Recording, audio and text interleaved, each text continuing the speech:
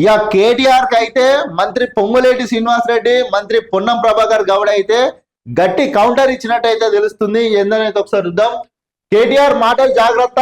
నిన్న కేటీఆర్ మాట్లాడిండు కదా, ఆ మాటలు నువ్వు జాగ్రత్త మాట్లాడు కేటీఆర్ అని చెప్పి అయితే మంత్రులు హార్డ్వేర్ అయితే ఇచ్చినట్టు తెలుస్తుంది. రాహుల్ ను సీఎం ను విమర్శిస్తే ప్రజలే బుద్ధి చెప్తారు. మంత్రి పొన్నం ఎన్నికల్లో జనం ఓడించినా ఆయనలో మార్పు రాలేదని ఫైరు. కేటీఆర్ ముందు నీ ఇంటి సమస్యలు చక్కబెట్టుకో. పొంగులేటి కేటీఆర్ నువ్వు నీ ఇంటి సమస్యలు చక్కబెట్టుకో.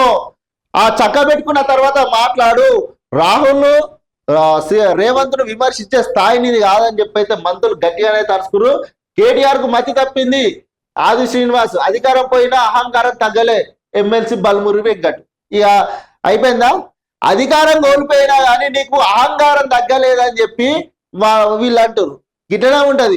మనం ఒకరిని విమర్శించే ముందట మనకెన్ని విమర్శలు వస్తాయని ఆలోచించుకొని మాట్లాడాలి. కేటీఆర్ గారు మీ అహంకారాన్ని తగ్గన పెట్టుకొని నీ ఇంటి సమస్యనే చక్కబెట్టుకో అని చెప్పి వాళ్ళు చెప్తున్నారు. ఒక్కసారన్నా కనీసం ఒక్కసారన్నా నీ ఇంటి సమస్య కోసం ఏ ఒక్క రోజైనా మాట్లాడినావా? కేటీఆర్ గారు చెప్పురు ఇక సమాధానం.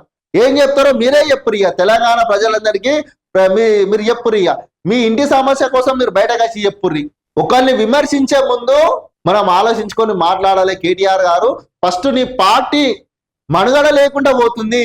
నీ పార్టీని ఎలా పైకి తీసుకురావాలో అది తెలుసుకో. అది తెలుసుకొని మాట్లాడు.